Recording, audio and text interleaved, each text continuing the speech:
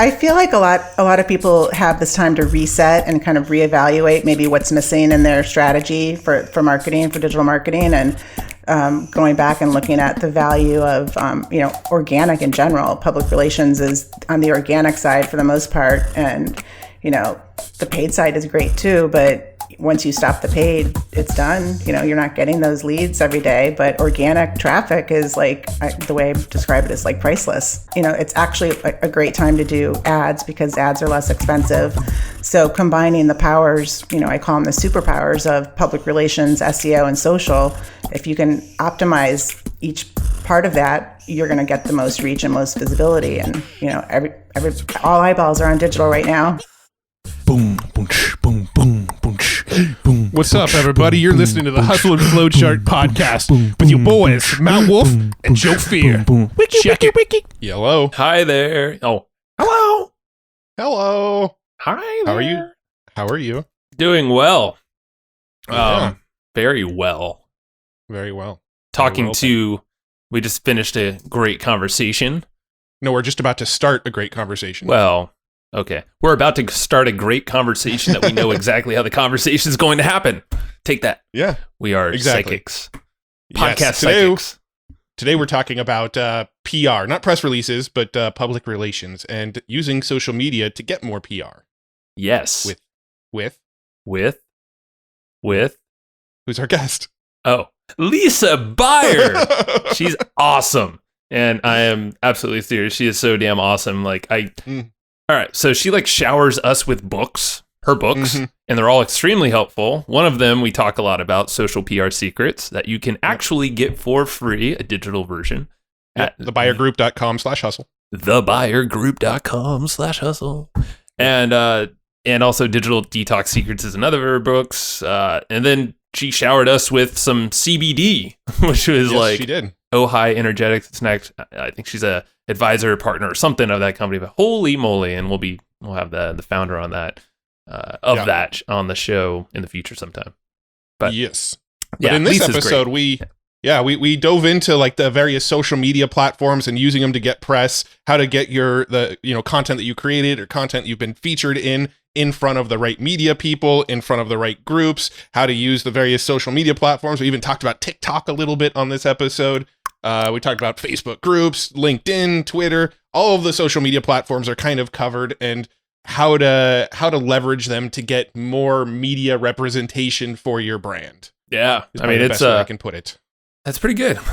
And her Social PR Secrets book, definitely I urge you to get it because it's basically like a PR manual that walks through very specific ways. Like she was saying, you can literally flip to any chapter and I just had the table of contents open. I guess I have the book next to me, but there's whole news jacking kind of thing. Get yourself into the news, which we kind of talk a little bit about. There's specific platforms. There's chatbot stuff. There's futurist. There's let's see, a bunch of social. She's all about SEO and visual reporting. Actually, didn't ask her what that is. There's podcasting. I mean, there's the new types of press releases, so that's part of it. I'm pretty sure we'll do a round 2 with her at some point because I actually have a notepad in front of me of things I wanted to chat about, and I think we got to about 50% of them. So we have quite a bit more that we can probably bring her back on and do a round 2 with. Yeah, man. So Lisa is amazing, and so just strap yourself in. You're gonna.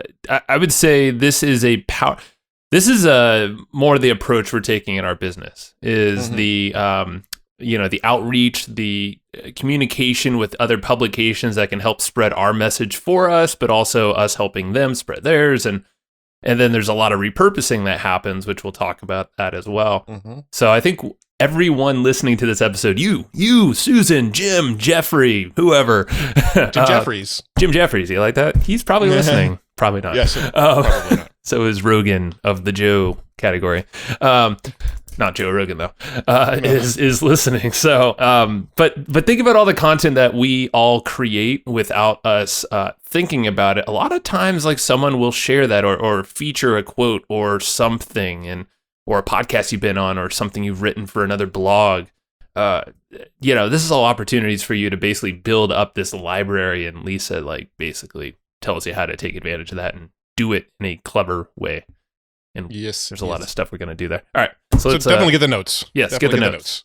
How do we get the notes, Matt? So there's two ways to get the notes. You could go to hustleandflowchart.com/comp and do it from your computer. I guess you could do it from your cell phone as well if you want. But if you have a cell phone and you'd rather do it from a cell phone, it might be easier to text the word comp to 38470. Either way, you'll get the step-by-step breakdown of this episode, the Cliff's Notes version of this episode, completely free if you do it within 2 weeks of this episode going live. Yes. We've recently had some people contact us going, hey, I opted in and the episode I was just listening to isn't available. That's because they didn't opt in within 2 weeks of this episode going live, and we warn you on every episode. Listen to the episode. You got to get it within 2 weeks of this episode going live if you want to get the notes for free. hustleandflowchart.com/comp. Or hustleandflowchart.com/comp. Or text the word comp to 38470. And if you're really good, you could do it with your mind. You don't have to type it at all. You're like, got the comp. That's just something that Joe does that nobody can figure out how he does. So cool. Don't listen to that advice. Really cool. What else we got, Matt? We got some great support from a company that we love called Ahrefs, ahrefs.com. And I was actually using Ahrefs just yesterday. What were you using it for yesterday? Why would you do that?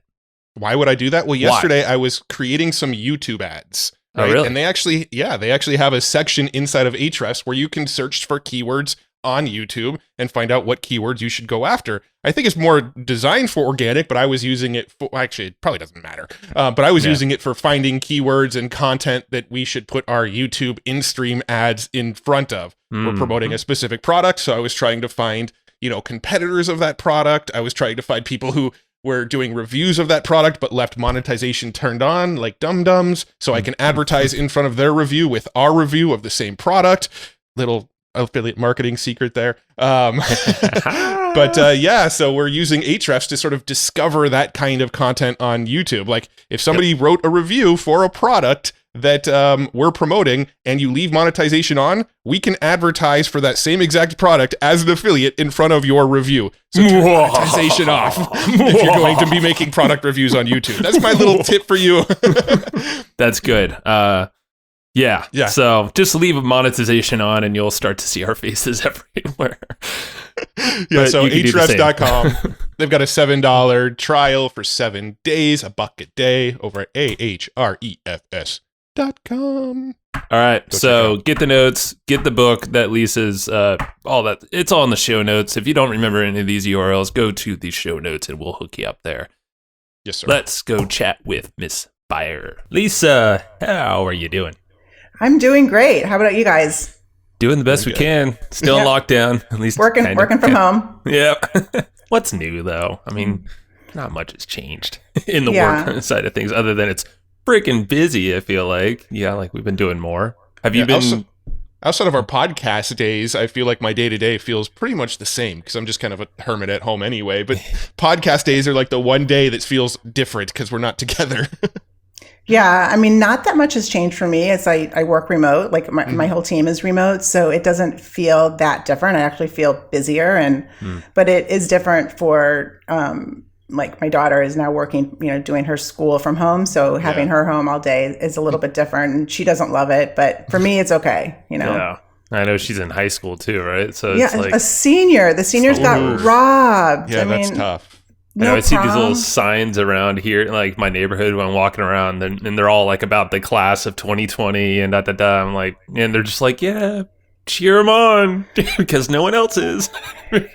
Yeah, it's very, very sad. And, no prom, no graduation. And, we don't even know if they're starting school in the fall. Hopefully they do. Yeah, that's true. My son's in kindergarten. This was actually his first year full-time in school. And so this is his experience like for his first full-time school year. So it's kind of a bummer. It's a whole new world. Who knows what's going to happen. But at least with you, Lisa, I mean, it seems like you would stay nice and busy throughout this whole thing too, doing PR type stuff, your agency. And I mean, it just seems like that's more in demand, at least from our perspective. We see a lot of, like, we're doing a lot of that. Our peers are doing a lot of it. The smart people are investing in it, I feel like. I feel like a lot of people have this time to reset and kind of reevaluate maybe what's missing in their strategy for marketing, for digital marketing. And going back and looking at the value of, organic in general. Public relations is on the organic side for the most part. And, the paid side is great too, but once you stop the paid, it's done. You're not getting those leads every day, but organic traffic is the way I describe it is priceless. Yeah. A lot of what we've been hearing right now and seeing for ourselves is now is a good time to be focusing on, personal brand or your company brand, because, some people have sort of tightened up the wallets a little bit. So now is a good time to just kind of put your face out there and be noticed, even if people aren't spending as much money with you right now. Are you kind of seeing that since you sort of operate in that world? I am seeing that. And, everybody's more online than ever right now. I mean, so now is the time. And so with it's actually a great time to do ads because ads are less expensive. Yeah. So combining the powers, I call them the superpowers of public relations, SEO, and social. If you can optimize each part of that, you're going to get the most reach and most visibility. And, all eyeballs are on digital right now. So it's true. It. Well, I'm excited to dive into that stuff. Before we do though, let's talk about your story a little bit. How did you get into, doing the public relations and the agency you have now? What were you doing before this? And, how did you decide to get into this field? I kind of feel like I've been doing this all my life. It really started in high school. I was in the yearbook class, and that's where I got into journalism and editing and design and layout. So when I got to college, I was just like, okay, what's the closest thing I can do to yearbook? And it ended up being public relations in the College of Journalism at University of Florida. And so I just, kind of just rolled into it. And I started my agency just a couple years out of college. So I pretty much had my own business since right out of college. Actually, in college, I, had a little side gig hand painting T-shirts for extra money. Sweet. Cool. So you've been an entrepreneur for a long time, and you just told us 10 minutes ago prior to the chat, you never saw yourself as an entrepreneur. What the heck? No, I actually never did. I mean, even, I had a partner when I started my first agency. We would have business cards made. I was not embarrassed. I don't know. I just felt weird putting president and CEO. So I just made up an account manager or something, or senior account manager. Yeah. And we own the company. So you probably get less people hassling you. You're like, it's not the owner. I'm not going to bug her with this pitch or whatever. Yeah. So yeah, I think I, didn't realize that I was an entrepreneur and I really had been for a long time. Wow. So so it got you, what was it, yearbook, or was there something that just got you interested back in high school and college that did this whole this PR and everything else you developed into? To be honest, I didn't really understand truly what PR was until even after I graduated from college, even though I specialized in it, because PR is such a vague word. It means so many different things to different people. So my definition of public relations is getting editorial coverage, third-party, credibility type of thing. So I think when I was the whole yearbook thing was just the journalistic side of it, writing and not just writing an essay. And I also love design. I'm kind of a visual freak, underground artist type thing.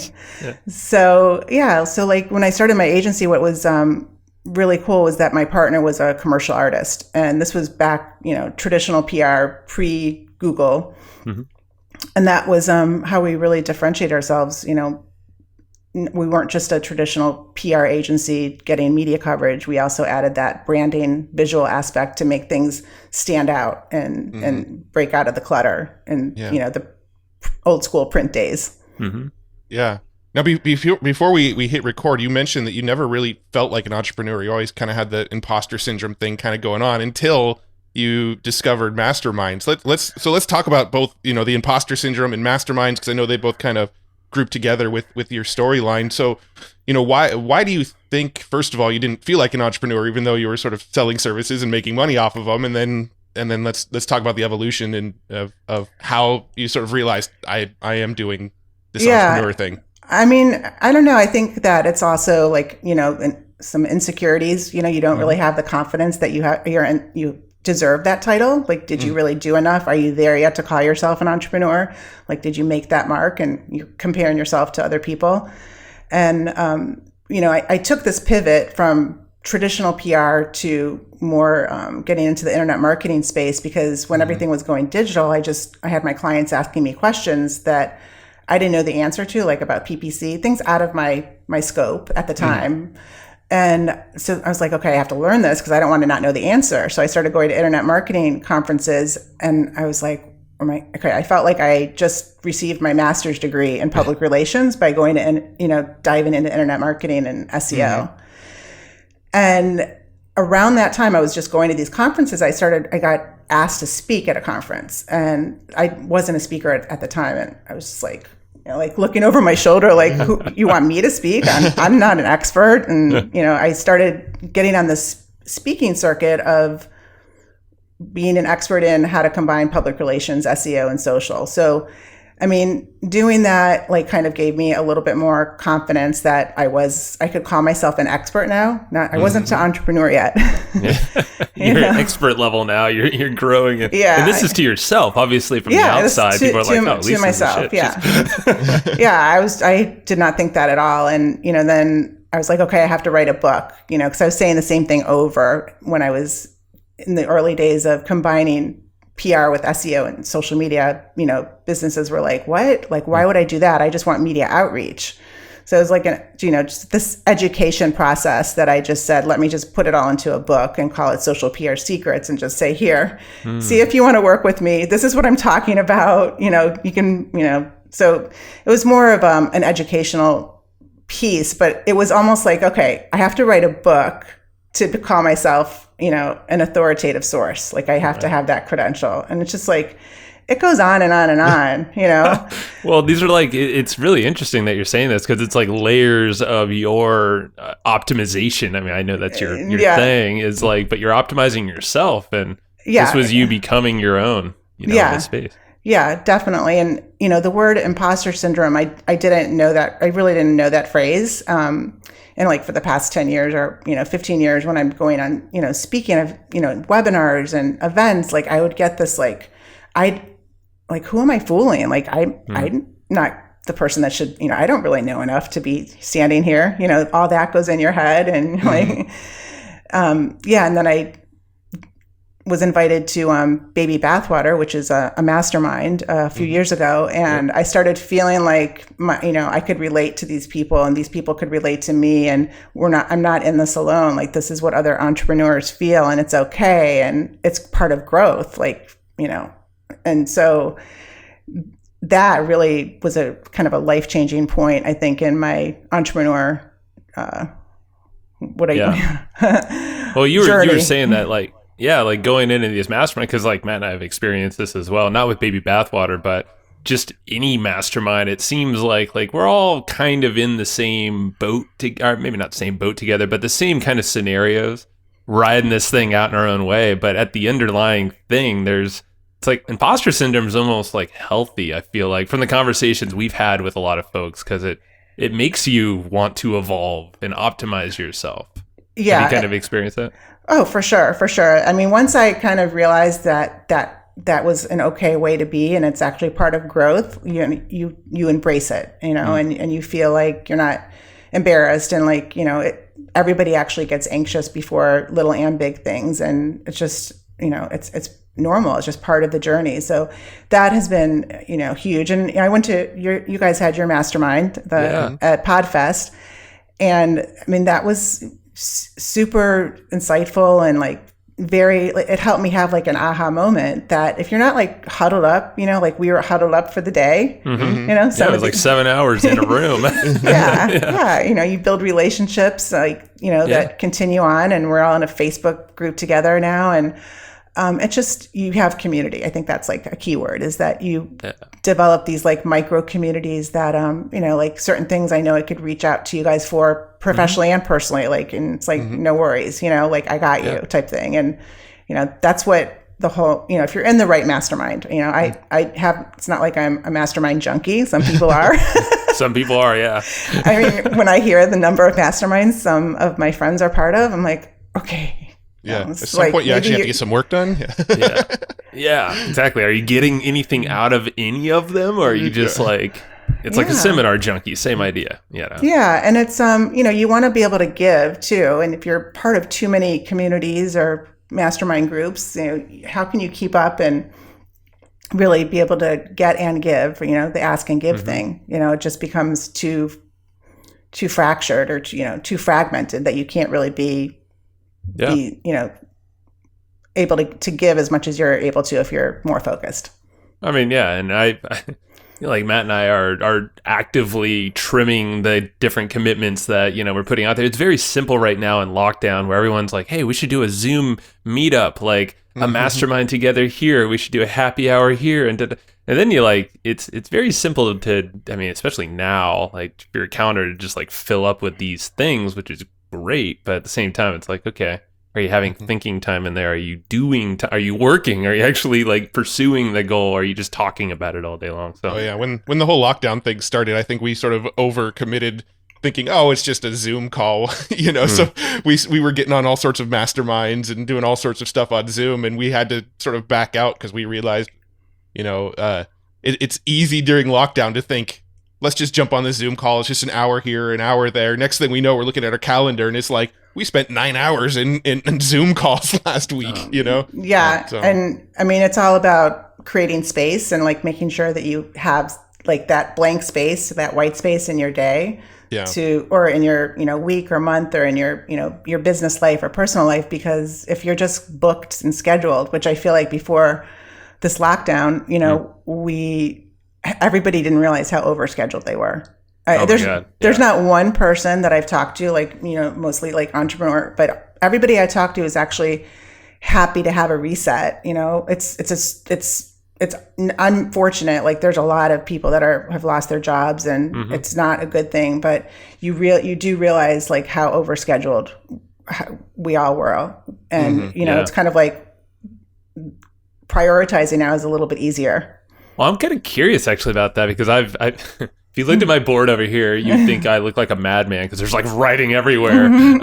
But it was me yesterday. I just took like a big chunk of time, and my wife's really good at like time management. I'm just not, because I feel like I can be everywhere and be everyone's best friend.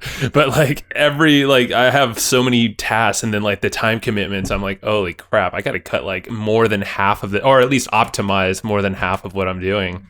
And so I'm curious, like, what are you doing to optimize during this time? Because I'm sure, I don't know if you were overbooked or lumped in this whole thing that you just said, but. Yeah, well, from on the personal side, like what I'm doing to optimize like productivity wise, like I like a big, huge fan of Brain FM. I know Dan was one of your guests, and I actually just talked to him today. And nice. I was using Brain FM like way before I knew Dan. And then I'm like, oh my God, now I know Dan, but I use it mainly for focus. So I get a lot done, and I'm able to take out the distraction. So that's like one way. You have your Bose headphones on that I do, and I know they're noise canceling. Is that what you use as well? Yeah. Same thing. I mean, it's like I can't work without it. And so that's like, and then I do a lot of yoga. I have my yoga certification, but it's hard now. Yoga studios are closed. So, I can't really get what I thought I needed, but now I subscribe to these YouTube channels, and, there's this one, Boho Beautiful, that I didn't even know about before we were in this lockdown. And I would have never really considered doing yoga with YouTube. I want to be at a studio. I want to be outside of my house. And you do you gotta like get in a room and put like 3 heaters around you and like maybe a steam and do the whole Bikram thing. I wish I could do that, but you're in Florida. You just go outside. Right. Good point. Right. Your backyard. But I discovered like the whole screen mirroring thing with your phone. Like I never did that, where you can mirror your or you could use your TV like with your app. So I put on YouTube on my big screen TV, and like I feel like I'm in Vietnam in the coffee fields, or she's coming from all these places that you like, it takes you away. Yeah. Oh, that's cool. Yeah. I mean, so I mean, it sounds like you're almost extending what you were doing prior to, but in this lockdown, you're just modifying it for, other ways. Yeah, definitely. Gotcha. And for like on the work side of things, we were talking about this before. So the reason I went to your mastermind was I had started my podcast, Digital Detox Secrets. And then I had like this aha moment, and your mastermind is like, how is this podcast serving me? Like, is it really like, like talk about optimizing, like, if the time I'm putting in, is it really coming back to me?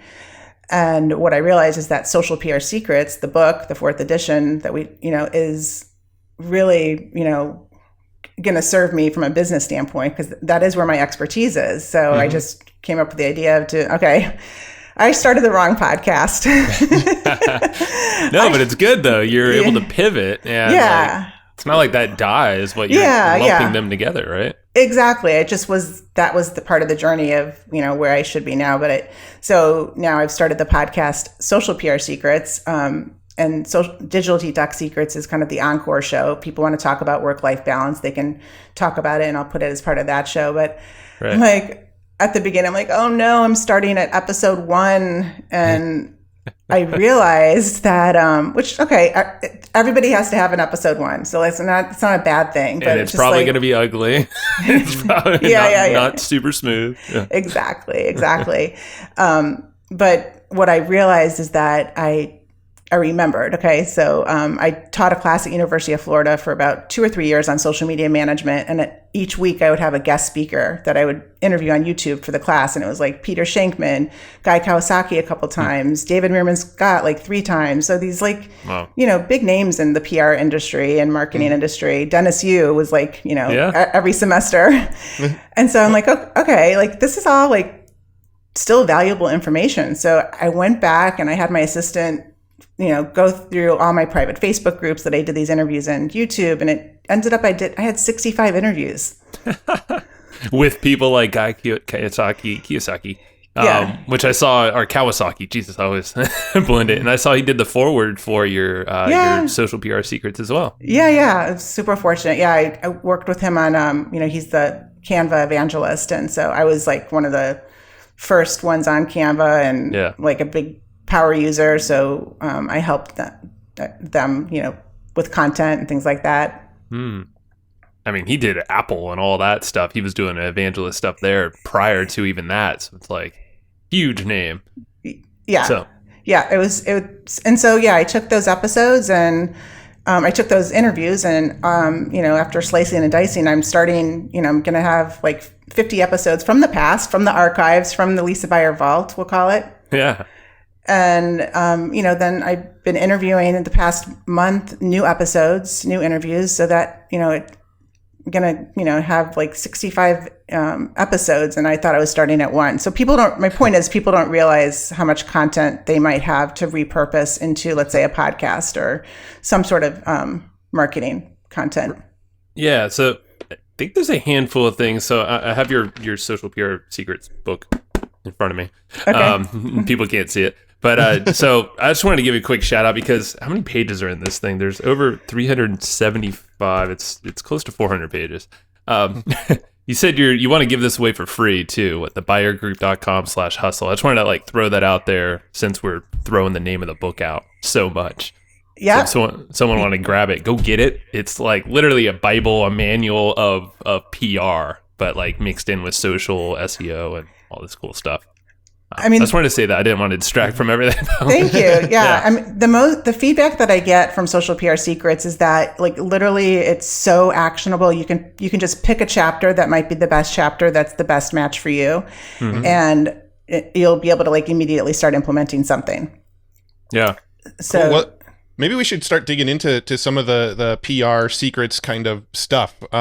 I'm not actually sure the best place to start with it because I know it covers so much. I know your book, you talk about Snapchat and Instagram and LinkedIn and Pinterest and live streaming and podcasting and Facebook and Twitter. And, you kind of cover all the bases when it comes to social media and the various online platforms out there. So maybe the best place to start is if somebody is trying to sort of start to build their online brand, where do you think is the best place to start? Maybe one specific social media platform, or should they sort of go wide on all the social media platforms? How does somebody start going down the road of building their brand online? That's a great question. So I'm looking at it, remember, through the eyes of a public relations professional and combining social and also the optimization part. So, it really depends, number one, on where your audience is. And, if your audience is on Instagram, then put 85% of your efforts into Instagram and then make sure you have some sort of a presence on the rest of the channels that matter. Mm-hmm. Now, how would you know? So how do you determine which platform your audience might be on? I mean, a lot of times, you have to develop your personas, number one, and that's, we could do a whole talk on personas and like how most brands don't have their personas built out. They don't know who they are. They don't have a name for them. So without that, you're not able to create content that matches your different personas. Where you're, doing that persona exercise, you'll find out what the best channel for you might be. But regardless, like every brand will be different. One of the personas every brand has to remember is the journalists, the media, the bloggers, the influencers. That is going to be a category that you're trying to ideally get in front of so that you can reach a wider audience and get, you're the brand journalist, you're the host, but you also want to be the guest and the expert source on a podcast or on, an online publication or, in a Facebook group, that might have, a million members.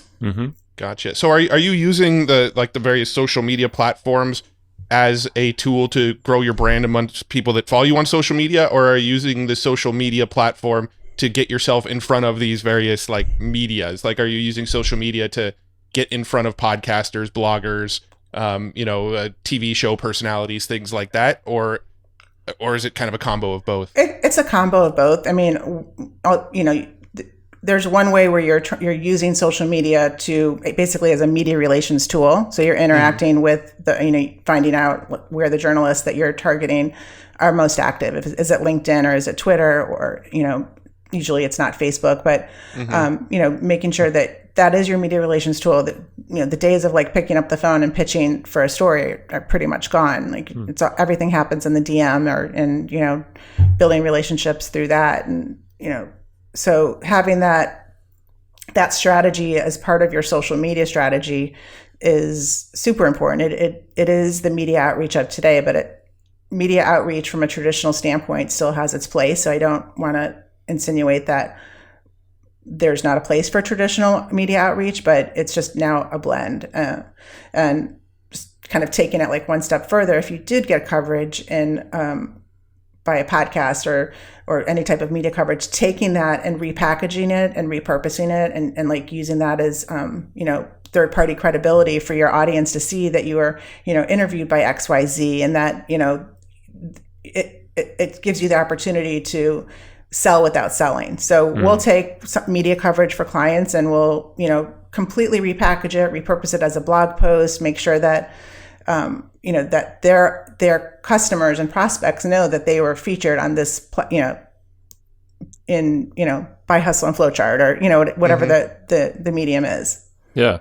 Well, do you have kind of a process? Because I know you mentioned the whole repurposing before. So let's say if someone gets coverage somewhere, maybe on a podcast, TV, a blog or something like that, do you kind of have the standard process that you go down or recommend to repurpose? Yeah. So typically, one thing is to make sure that when you're going to be, when you might be in the news and not realize it. You might be quoted from, if you were a speaker at a conference or did a webinar, somebody might use one of your quotes. And, if you didn't know they were doing that, then you have to have something like brand alerts or Google alerts or TalkWalker is another way to monitor your brand name and make sure that you're able to monitor and know when you're actually getting the coverage and when things come out. So, that's the first step, is making sure you're not missing anything, and then taking what makes sense. And we do all different types of ways to repurpose it, where we'll do, I don't know if you've seen, if it's an article online, taking a screen recording of it, scrolling and then using that as an Instagram story or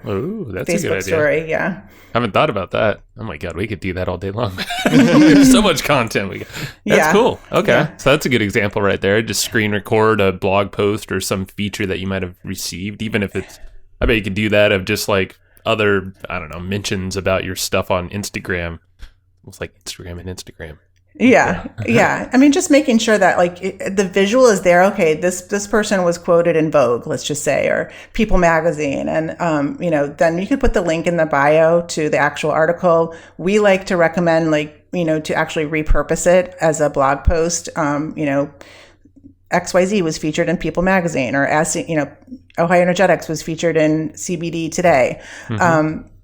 And then turning that into just like a summary and then linking back out to the original content, so that it's also, a way to get optimized content on your site that's connecting you with that publication name.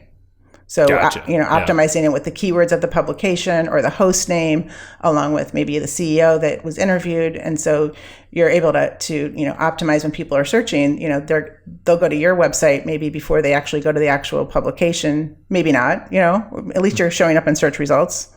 Yeah. Well, it's almost like, at least from what we've found, it's a little bit more powerful when someone else is talking about you, and, let them kind of do all that, publishing you, and ideally, in a big place, maybe they're well SEO'd or they have a lot of viewers, but then it's up to you to, pass your people that way, or, get them to find you. I don't know. It's kind of nice. That's why we're proponents of going on other shows all the time and getting featured. But then the key is to highlight those features for sure. Yeah. And I think one thing that most public relations professionals or agencies, don't have this in their wheelhouse, which I highly recommend if you're listening to this, like either make sure that your PR agency understands optimization and what that means. And it just means optimizing any content that you're doing with the keywords, keyword phrases, in links out and links internally, hashtags. And I mean, I can't even tell you how many I see brands, not fully using hashtags. I mean, you can use up to 30 in Instagram, and maybe they use one or two, and they're made up ones that just has their brand name, and it just doesn't make sense. So if you're not optimizing fully, and you don't have that education of what optimization means for writing, it's just like the basic SEO writing that I know you guys know, but if you're writing content and it's public relations content, make sure that you're writing. So think about the journalist is searching for keyword phrases that they're writing about, and they're also searching the same way in not just Google, but in possibly Facebook or even Instagram. So that's how journalists are finding their sources, is searching.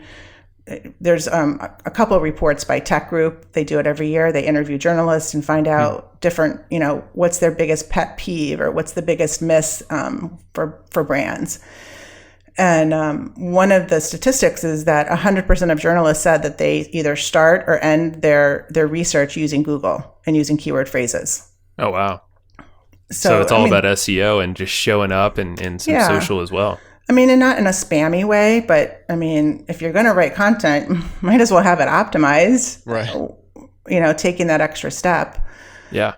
The other big miss about, that the study by Tech Group found is that most brands don't have a newsroom or don't really think through a newsroom that hosts their press releases and bios and media coverage and, maybe their blog and their social media all in one hub. A lot of brands don't even have one, but the ones that do, and journalists, when they go to a website, that's the first place they're looking for. They're looking for the newsroom to find out, easy ways for them to write their story without having to actually contact anybody. But if they have to contact somebody, their biggest complaint is that most websites, brand newsrooms don't have immediate contact information on it. So if they want to interview, let's just say, Matt and Joe, if you want to be interviewed, do you have on your website, media contact? And maybe it's, somebody else on your team, but at least it's a real person that's going to get that email, and the journalist has faith that they can send that email and it's not like info at, or PR at. A real person is behind that, and maybe even have a mobile a mobile number where they can just text. And definitely something we need to do. It's a great idea.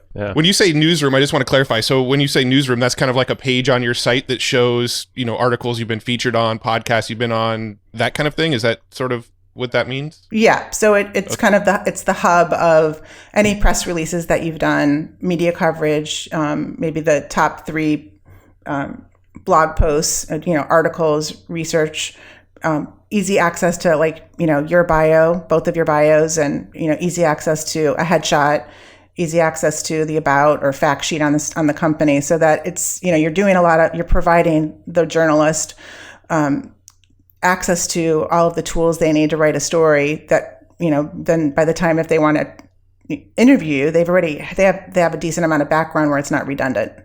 Yeah, no, that totally makes sense, and it's something that has been on our sort of to-do list for a couple of years now, and has never made it to the top of the priority list. But I think after this episode, we're probably gonna bump it, because we've been featured in some cool places, and we never really talk about them that much. Oh, we don't publish. I mean, it's crazy. I just made a note. I'm like, okay, listen back to this episode, read the notes once they're out, because you just lined out all these different elements that we should put on the newsroom page or the press page, whatever we call it, and then the media contact. I mean, that makes sense, because we just think, oh, we have a contact form, and this is like what most people do. People will just fill that out. But like you said, it's not really a confidence thing. Yeah, like, where does that go? I mean, in general, I don't believe a contact form has a lot of confidence. Like, I never fill them out, but I think marketers are more skeptical of things. But for journalists, from their point of view, I would say 99% would not ever fill out a contact form to interview somebody. They would just skip over and like find somebody that's easier to access, or somebody that is more top of mind. There's a whole chapter in Social PR Secrets about the elements of an online newsroom, and kind of a checklist. Chapter 6. Yeah, a checklist of what you need. But one kind of like innovative thing that feature you could use for an online newsroom is Messenger. You can have like part of your sequence be, are you looking to, is this a media request? And then the next sequence could be, do you want to download our media kit or a fact sheet? Do you want our headshots? Like that, and just make it super easy in real time. And that's really cool. That makes a lot of sense. I mean, this is all like, and even just our about page is horrible, and like we'll be the first to say that. It does not reflect us at all. I mean, kind of, but it reflected our business of 5 years ago, is what it is. Well, that just shows you. There are these pages that I think a lot of us neglect or just don't think they're so powerful. But yeah, once you get attention, when you get published places, when you speak, you get books, podcasts, people are clicking around on these things, and I don't know why it's just been like this like black hole that we just don't look into. Well, when it comes to the media room, and Lisa, you may have some better insights on this than I do. I've always been a little worried about creating a page like that, because I thought there would be like negative SEO implications. Like, I figured if I had a site or a page that linked out to, maybe 50 or 60 different other resources, then isn't that sort of like SEO leakage? I'm not like an SEO expert. I just sort of do the bare minimum when it comes to SEO, but I've heard stuff like that in the past, that if you have a page like that links off to all the places that feature you, then it's sort of may negatively impact SEO. Is that something you've ever like heard before, or am I just like making that up in my own head? Well, you have to follow the best practices, of SEO for 2020 or whatever. But so what we recommend is not to have one page that just links out to everything in one page. It would be one page per media coverage, so that you have a page dedicated to it with a summary. So that page would just have like the balance of, external links and then internal links. So it's basically like a page and then links to blog posts that feature whatever that mention was. And then that links out. Yeah. And it has to be worth the amount of resources that it would take to create that page. If, the media coverage is worth that mention, but if it might not be a big name, but if it has a high domain authority, you just have to think of these things like, not everything is for, like not everybody's going to recognize every publication name or every outlet. It has different meanings to different people. So I just think you have to evaluate the media coverage and make sure it's worth creating a page for it, or creating that, but at the very least you could also just, create social content. Yeah. Totally. I'm just thinking, like, there's so much content we're sitting on. Everyone, like, you just think about all the podcasts, the listeners that, that have been on shows, been featured. Like, you could just do Google searches. Hopefully you're tracking them. We track everything in like an Airtable as best we possibly can. Of all the links were mentioned and published, because, like you said, most people are not telling you they publish. Google alerts don't always catch things, at least in my case. Yeah. The settings are wrong. Well, my issue with Google alerts is that there's 175,000 Matt Wolfs out there, so I just get Google alerts for everybody named Matt Wolf. But that's fun. Yeah, that definitely makes it a little bit hard to track, for sure. Yeah. Shoot, I was gonna say something around. This is. Oh, that was the thing. So, Yeah, these are people coming out to us, like a journalist or something. What are some strategies that you just find effective for outreach to get some some press? I mean, the number one is it's called news hacking. So that's David Meerman Scott's term. I didn't make that up, but making sure that you're appropriately watching trends. And the example could be, Facebook makes an algorithm announcement and, you're somebody that might have an opinion on it that, here's my opinion on Facebook's recent algorithm change. But that has to be right away.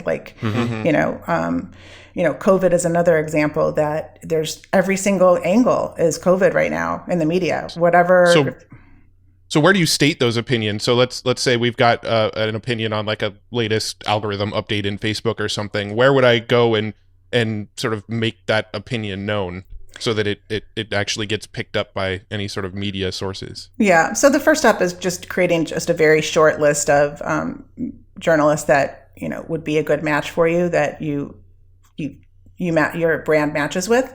I always recommend starting with a just very, very small 5 to 10, number of list of media, and that way it's easy to control. And then you can start following them on social and just maybe start sharing their content so they recognize you. That's one big thing. All journalists want to do is, they're being measured on their engagement that they're getting and their exposure that they're getting when they publish a story.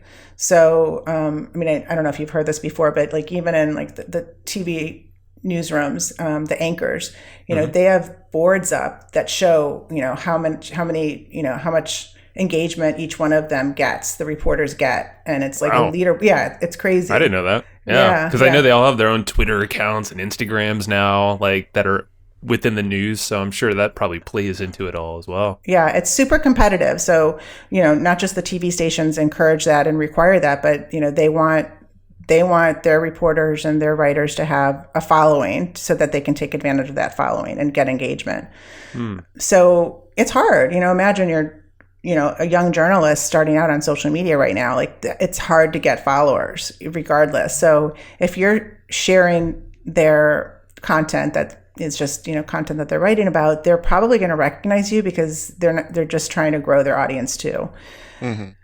So that's the first step in that, creating that relationship. And then once you've kind of had some sort of a, built a relationship, maybe they followed you back, maybe now you can DM them, when something of their interest something you think they might be interested in, you could just send them, hey, this report just came out and, you might want to write about it. It has nothing to do with you. If you want my opinion, I can give you my opinion. But you're being more just helpful. This is what's happening.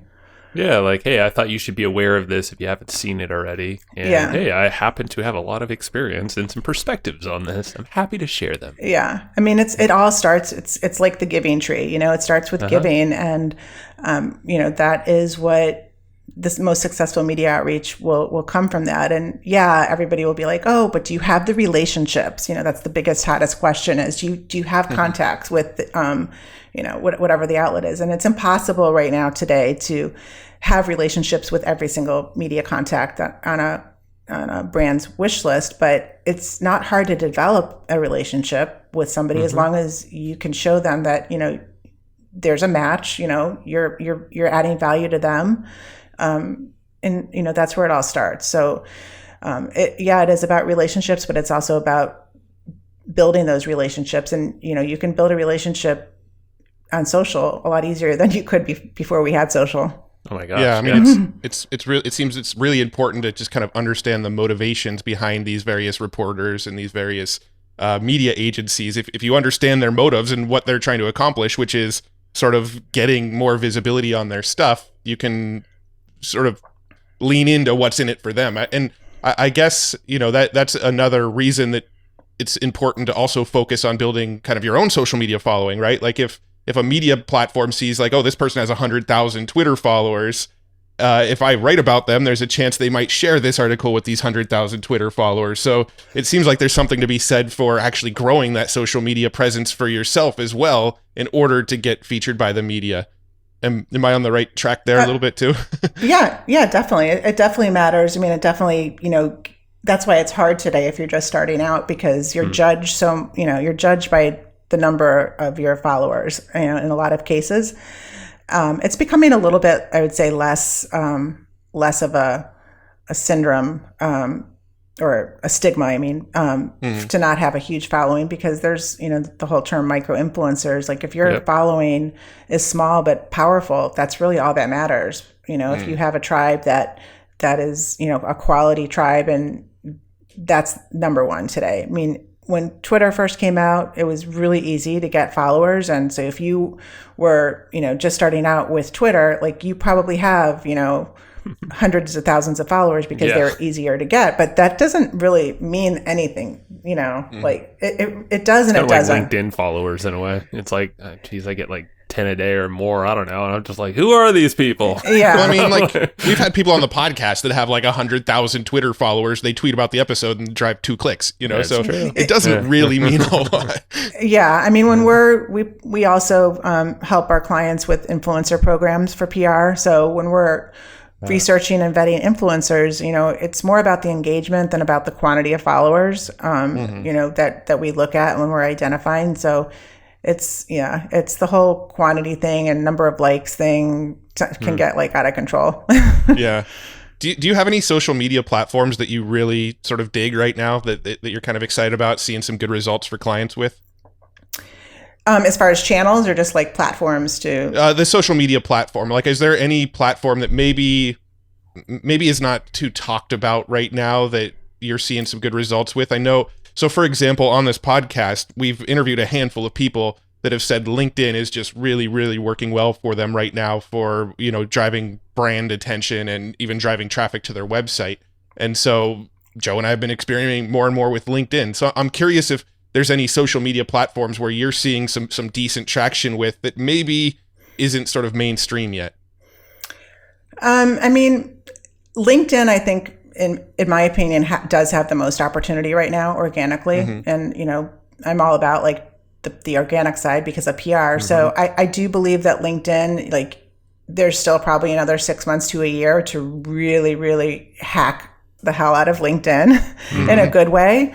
A year and a half ago, it was Instagram. Instagram was a lot easier organically to get results. And I mean, I want to say 2 or 3 years ago when I was teaching my workshops for, I used to teach the full day social media workshops for PubCon, which is an internet marketing conference.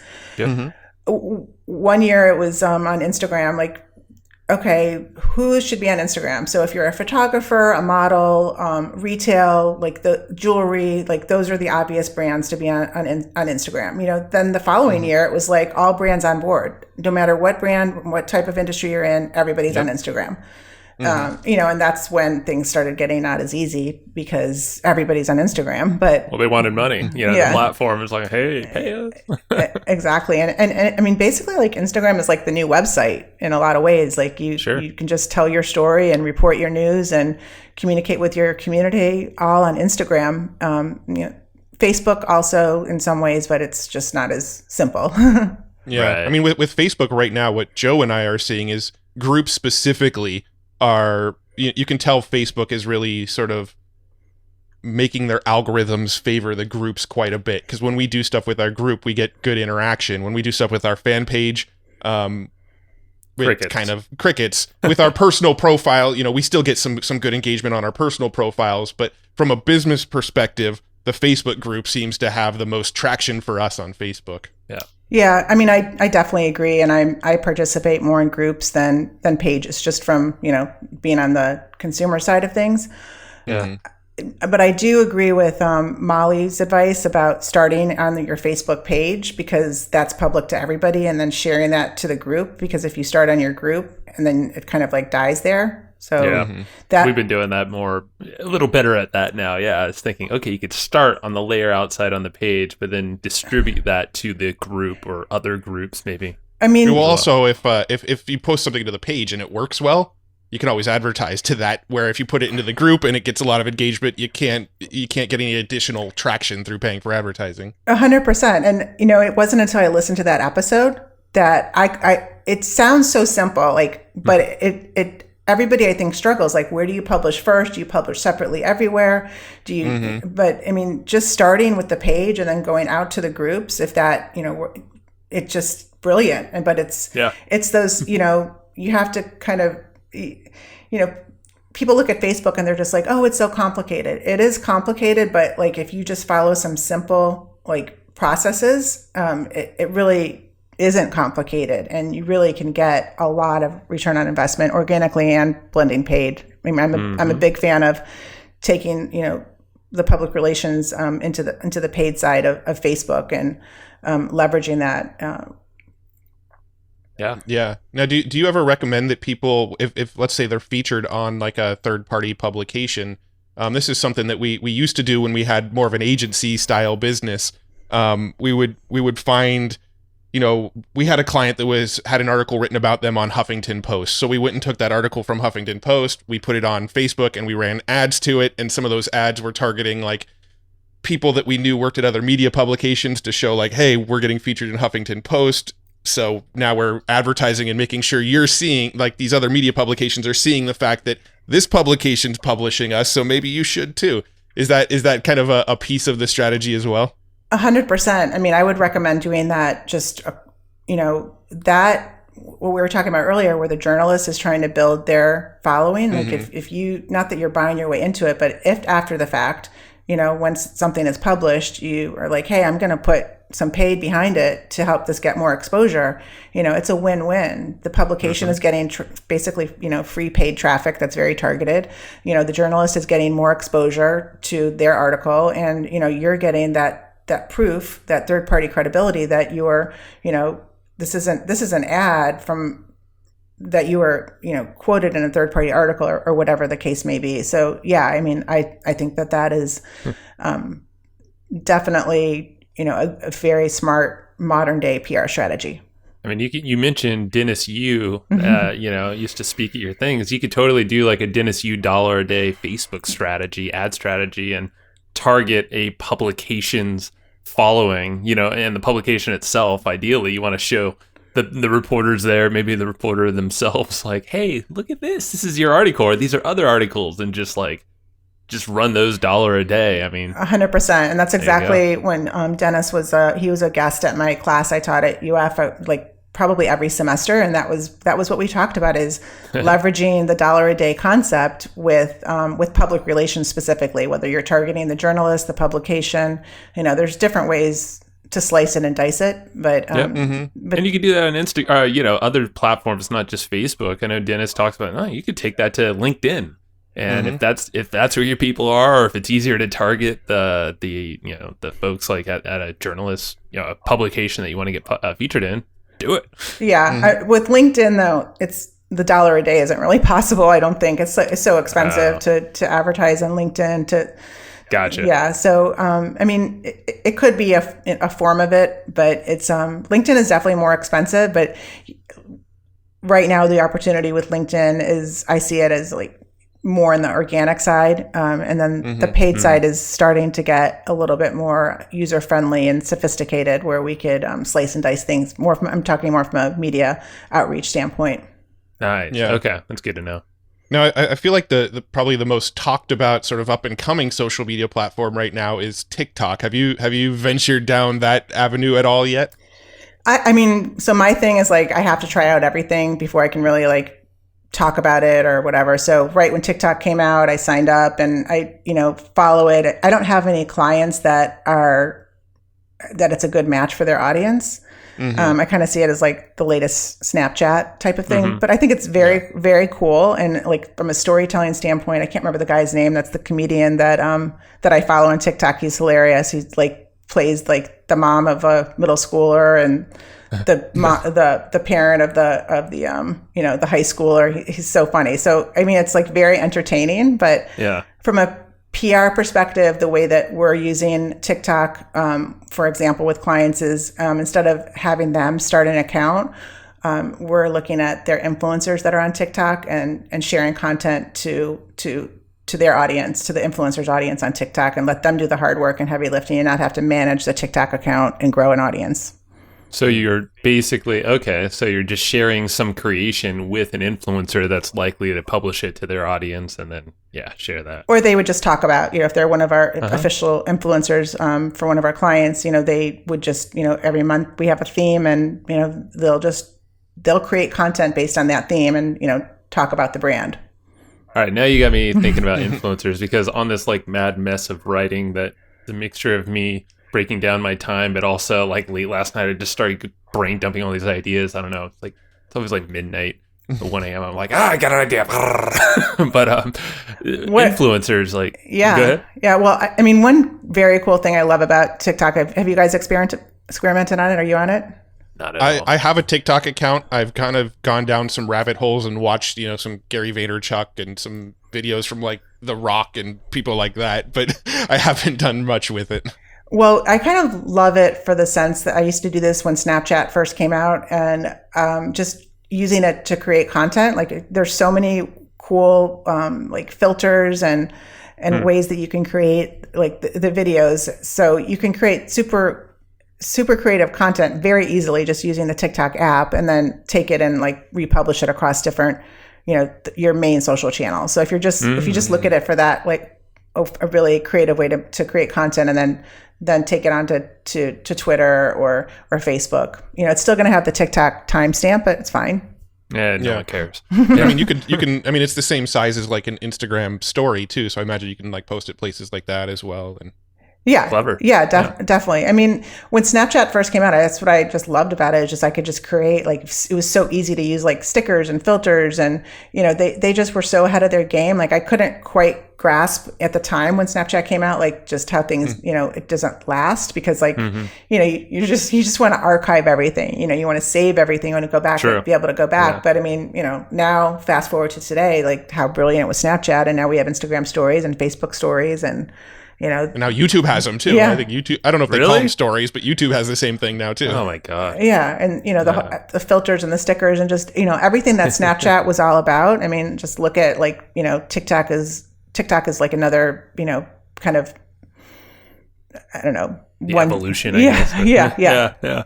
Well, really quick, I wanted to, the thing I was going to mention is about influencers, because I'm hearing more and more like, influencers right now, they're not getting paid what they're used to be paid with this whole shakeup in the economy and all that stuff. So there's really big opportunities to outreach to influencers for shout outs and maybe even bartering and things like that. Like, I know I want to keep this kind of short since we're running out of time, but like, are there any strategies to get an influencer, get them to shout something of yours out and basically leverage their audience and figure out a win-win for them as well?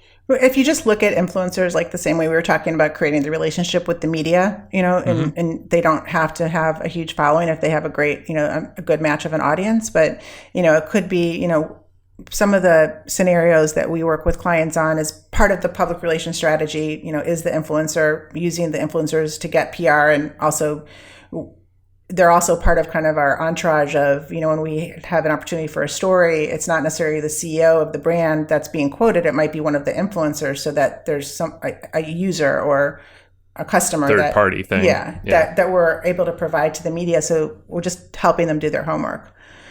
But with the influencer programs, I mean, definitely like doing some sort of a trade. I mean, something that's of value to them that doesn't have to be a dollar amount, for X amount of deliverables a month, maybe 3 shout outs a month, and they'll get like, your course for free or something like that.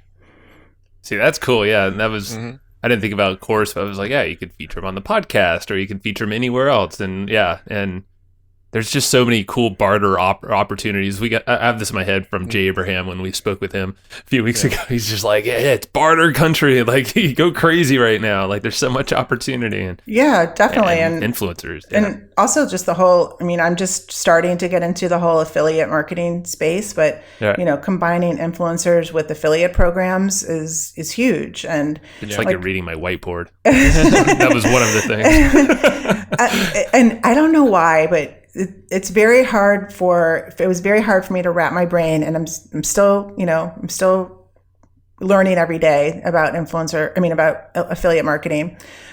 But if you're not if you're not in the space, and I know we've talked about this before, and you don't really get how the programs work, the legit side of affiliate marketing, and you kind of just like hear out, from the internet marketing world, like I was always, under the impression that affiliate marketing was spammy, Right, right. And there is that side to it, but there's also this very legitimate, very, entrepreneurial, very smart side of it that you guys are doing, and a lot of entrepreneurs are doing, and influencers are doing as well, where they're an affiliate and they have a link, and whatever, the more exposure they get with that, whatever it is, the link, then they're going to also make more money, so it gives them incentive. That's right. I mean, there's so many opportunities for affiliate marketing done right. Yeah. And we're always talking about it's a great addition. I don't want to call it always a bolt-on, but it's a great extra revenue stream if done correctly and paired up with the right audience. I mean, it's solving problems with something you just don't have to create yourself. Yeah, and it's it's not black hat. I think a lot of PR agencies would be hesitant to get into. They definitely embrace influencer marketing, but then like to add the layer of affiliate marketing on top of it. I think that is, that's the direction of where things are going, especially in this economy. So, you're not just going to pay somebody for a post or pay somebody for a shout out. They're also going to be incentivized to share your brand, whether it's a product or service. Yeah. And make something. One of the we found a stat on LinkedIn. I think it was published at the beginning of this year. I'm not sure if it's true anymore since COVID and all that, but it said one of the, I think it was a hard skill. Was that what it was? There were soft skills and hard skills that LinkedIn published, and it said affiliate marketing was like in their top 10. It was the 7th most important thing that you should have. And what was something that companies were looking for? Like business owners were looking for people with these skills. And affiliate marketing was in their top 10. I don't remember what number it fell under, but it was up there though. Yeah. So it's definitely bigger stream. Yeah. Like I just hired an assistant in January, and I'm trying to grow in that area of affiliate marketing, and anybody that would come to you that would have that experience would be considered more valuable. You know what I mean? That's like a valuable skill to have and bring to whether you're a service company or product company. Yeah. Well, ask us any questions off there. you're in our group and all of that stuff. We'll make sure. I'm definitely learning a lot just from observing your podcast and your show notes, and definitely going to your mastermind. But I think like that's also like maybe that's a social PR secret, is just observing and like getting saying, okay, these 3 podcasts or these 3 brands, they don't have to be in your same industry, are doing great things. What exactly are they doing? What can you see from the outside looking in? Yeah, that's good. Yeah, you can take. I mean, definitely, it's probably better if it's not in your space. I mean, it's like then you could pluck things from other spaces and totally take them off, take your, the competitors, quote unquote competitors in your space off guard. You're like, holy crap, what's Lisa doing? And like, she's doing all, Exactly. Yeah. Yeah. Well, let's wrap it up. I want to give a shout out to your book again, Social PR Secrets, for people to get that for free. That's the buyergroup.com/hustle. buyergroup.com/hustle, the Buyer Group. Yes, definitely check it out. And it's a big, thick book, so it's giving everybody a heads up. But like I said, you could just pick a chapter and read one chapter, or read the whole thing, or read it in different order. Perfect. Very cool. Yeah, it's a manual. Go ahead. Now, is there anywhere else that you'd want to send somebody after listening to this episode?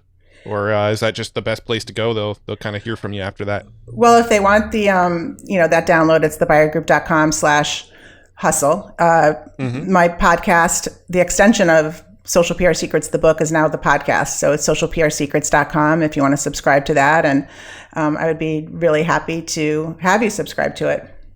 Nice. And Digital Detox Secrets as well. I've read that book. You were very nice to send it to Matt and I both. And that's a great one to check out. It's not PR, but it's definitely getting your mind right. Yeah. Just your work in general. Yeah. That might be our follow-up episode. We'll dig deeper into that. Yeah, definitely. I mean, that's kind of the encore. I think everybody, the struggle is real for when it comes to living in a digital world. And, now it's like we are connected through our ears, eyes, hands more than ever to digital. We're like robots, I was talking with my friend this morning, Ava, and she said that. I'm like, we're like robots, but we can have digital use us, or we could use digital in a healthy way. So that's what that book is all about. And it's really it's a passion project and turned into a podcast. So we have some episodes on that too. Cool. Love it. All right, Lisa, we'll get you out of here. Thank you so much for your time. This has been great. Oh, no problem. Thank you for having me, guys. Do you want to learn the hard skills necessary to support your favorite shows? Well, cool. Our friends Gina, Haley, and Mel created something called Podcast Production School. Now, it's an online course designed to help you master the skills and strategies needed to launch, manage, and grow podcasts, including things like audio editing, show notes creation, and promotions. So download their free podcast production or their launch checklist today at podcastproductionschool.com/go/flowchart. Again, that's podcastproductionschool.com/go/flowchart. Thanks so much for tuning into that episode. I hope you dug it. I know Joe and I dug it. I actually kicked Joe out of the room. He's not here right now because I wanted to tell you about a tool that I really, really dig. We use it in our business. We recommend it all the time. It's called Easy Webinar, and it's a tool that lets you do live webinars, automated webinars, hybrid webinars, and, pretty much any other kind of webinar if there are other kinds of webinars. But anyway, this tool is kind of like your all-in-one, do-it-all tool for anything webinar related. It's Easy Webinar. It's put out by a dude named Casey Zeman. He's been on the podcast. If you haven't listened to that episode, it's a killer episode. He's a really smart dude, but his software is amazing. It does everything. It's, the title tells you exactly what it does. It's an easy webinar platform. And we use this in our business to run automated webinars all the time. We don't do a lot of live webinars these days. We like to do the kind of automated webinars where somebody can register and then they can either watch it like 15 minutes later or they can watch it the next day, but it's just kind of always running. And it's a system that helps us make autopilot sales off of our webinars. Super cool tool. If you haven't tried it yet, it's an amazing tool. And Casey is actually hooking you up. He said for listeners of Hustle and Flowchart, I can't believe he's doing this, but he said for listeners of the Hustle and Flowchart podcast, he's giving 25% off of the membership to use Easy Webinar. It's already super, super inexpensive for what it does and all the cool features it has, but he's hooking you up with 25% off because you're a listener of Hustle and Flowchart. Go to easywebinar.com/hustle. That's where you can get that 25% off discount. That's easywebinar.com/hustle. It's a awesome tool. You're going to dig it. So just go grab it. Check it out. easywebinar.com/hustle. See ya. No, not see ya. You'll hear me in the next show. I don't know how to close these things. Go get Easy Webinar. Talk to you later. Thanks everybody for listening to this episode of the Hustle and Flowchart podcast. Before taking the time to listen, we want to give you something a little bit special. Every single episode that we do, we actually have somebody on our team take notes. We basically have a Cliff's Notes version of every episode where you can go and find all of the tips and tactics that they laid out, all of the resources that they laid out, all the good stuff from this episode. We actually have a nice simple notes version that you can find on our website. So go to evergreenprofits.com, find this episode that you just listened to, and give us your email address and we'll send you the notes. Thanks for listening.